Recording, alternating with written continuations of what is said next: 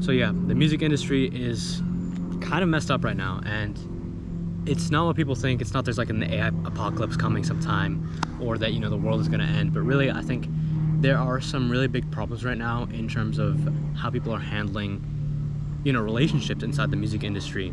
And in this video, I really want to talk about two big things. Number one, how the artist-producer relationship is sort of deteriorating, at least in the online space.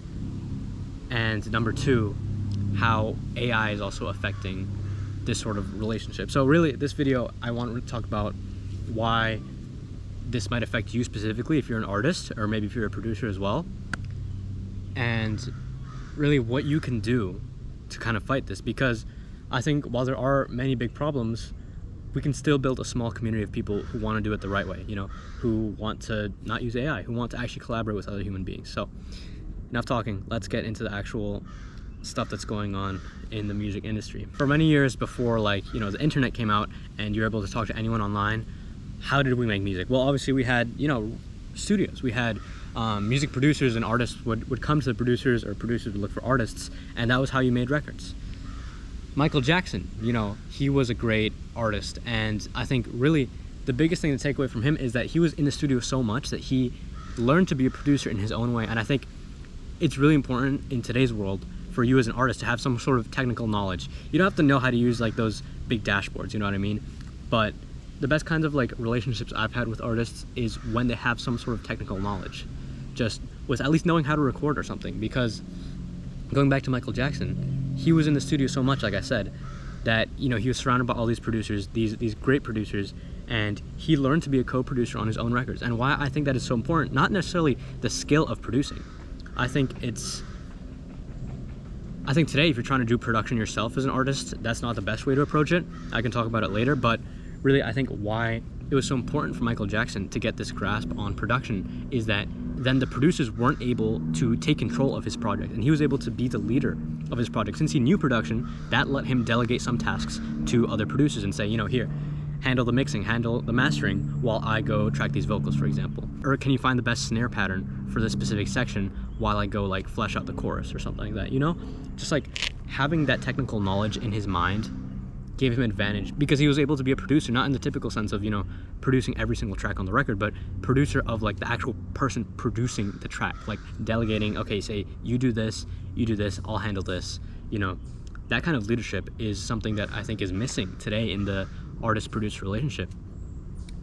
A lot of producers these days are just sending beats back and forth, whether it's, you know, a beat pack or type beats, or, you know, just random beats.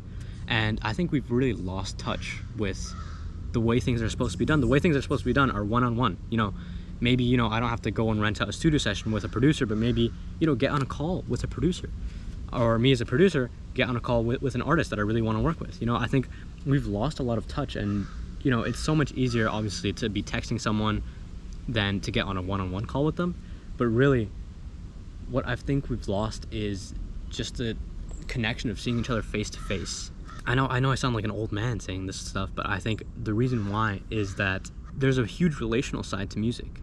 And now that we've sort of lost this, you know, it kind of brings me to think, what's the point of making music if, you know, everything is productivity? If everything is just trying to be the most efficient, trying to do everything the fastest ways possible. You know, type beats are a great example of this. They're cheap, they're easy, they're convenient. You can just buy one online and start making a song right away. But what have you lost? You've lost, first of all, you lost creative control, because it's a pre-made beat. You can't even edit it, right? It might not even be in your specific sound. But number two, what have you lost? You've lost the relationship you had with the producer or the artist that made that beat. There you go, you found it online, and there's no hassle, you know? There's a bird up there screaming. I don't know if you guys can hear it, but, you know, it's pretty angry about this stuff in the music industry too.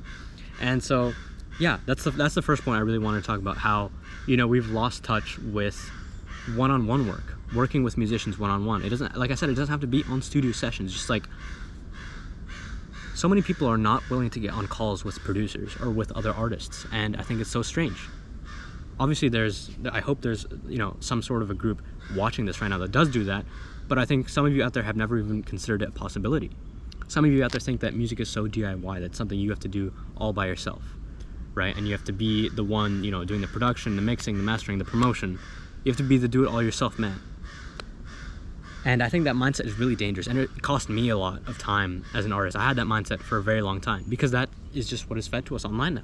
Speaking of stuff online, AI has been a big problem with the artist-producer relationship and just relationships in general, even outside the music industry. But I think why it's so dangerous is literally the other day I was talking to an artist who he said he used music as a way to cope with, mental struggles. And I was like, that's great, man. Can I hear some of your tracks? And he was like, yeah, sure. And he sent them over to me and he was like, oh yeah, by the way, they're all made with Suno AI.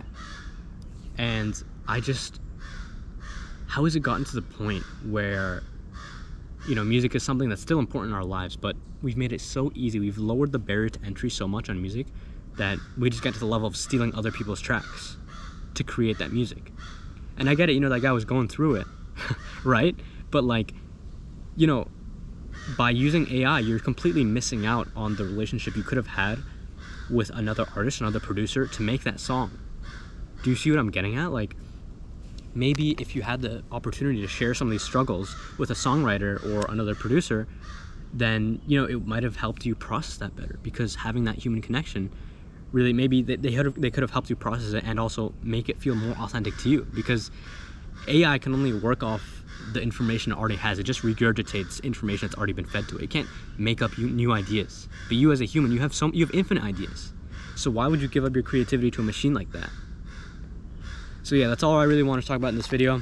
So next time you're out making a track, call up a producer, don't be using AI, and make sure to have fun.